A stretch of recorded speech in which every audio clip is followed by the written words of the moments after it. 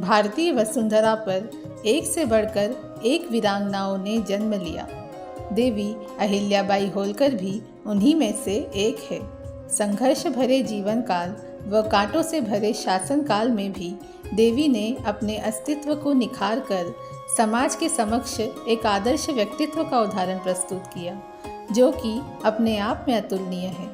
उन्होंने अपने कार्यों व सिद्धांतों से विश्व में सनातन संस्कृति व भारतीय परंपरा का परचम लहराया।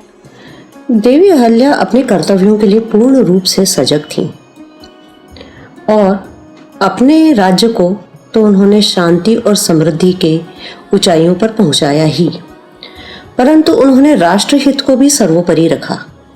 और उस देशकाल परिस्थिति में राष्ट्र के लिए सबसे ज़्यादा महत्वपूर्ण कार्य ये था कि धार्मिक और सांस्कृतिक पुनर्निर्माण किया जाए। हमारे तीर्थ क्षेत्रों में उन्होंने मंदिरों का निर्माण कराया, घाटों का निर्माण कराया, धर्मशालाएं बनवाई। तीर्थ क्षेत्र को, तीर्थाटन को बढ़ावा देने के लिए उन्होंने जो काम किया है, ये किसी भी दृष्टि से कम करके आंकने वाली बात नहीं है। इस पे नए सिरे से विचार होना चाहिए कि एक छोटी सी रानी, छोटी सी रियासत में एक कोने में बैठकर रामेश्वरम से लेकर और सोमनाथ तक और यहाँ काशी विश्वनाथ तक के मंदिरों का जीर्णोद्धार करने में लगी है, उस तरफ सोच रही है और अपने साधन और संसाधन वहाँ लगा रही है। राज्य का कोई उत्तराधिकारी नहीं होने पर देवी अहिल्या ने होलकर राज्य को अपने आराध्य शिव शंकर जी को समर्पित कर दिया और उनके एक प्रतिनिधि के तौर पर वे सारे राज्य का कार्यभार संभालती रही। सबसे महत्वपूर्ण कार्य ये है कि उन्होंने जो भी कार्य किया, उन्होंने कहीं पे भी अपने नाम से उस कार्य को नहीं किया।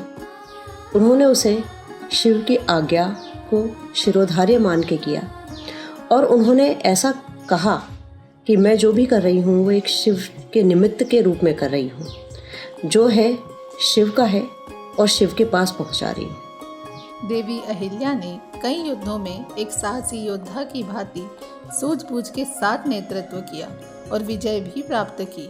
उन्होंने देश से कई अपमान चिन्ह मिटाए।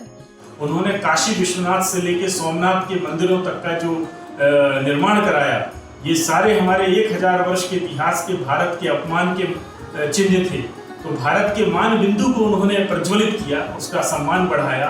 अहिल्याबाई के राज्य में जाति भेद को कोई मान्यता प्राप्त नहीं थी।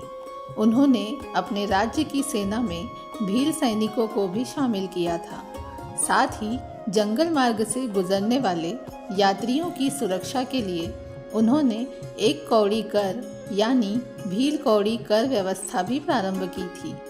देवी ने स्त्री सशक्तिकरण के लिए भी कई नए कानून बनाए, जो कि आज भी मान्य है। देवी अहिल्या ने अपने कार्यों से सनातन धर्म का तो एक तरह से देखा जाए तो एक आधार फिर से दिया सनातन धर्म को, लेकिन उन्होंने उस जनमानस को जो बहुत ही ज़्यादा आतंकित हो चुका था, बहुत निराशा में व्याप्त हो चुका था, उसको भी एक आशा की किरण दिखाई।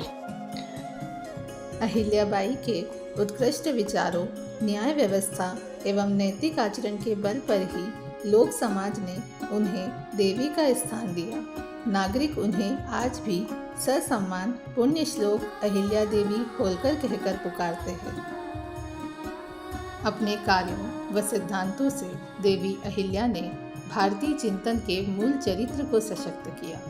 उनके धार्मिक एवं लोक कल्याणकारी कार्य समस्त विश्व के लिए एक आदर्श है। न्याय, साहस और समर्पण की प्रतिमूर्ति देवी अहिल्याबाई होलकर जी को सादर नमन।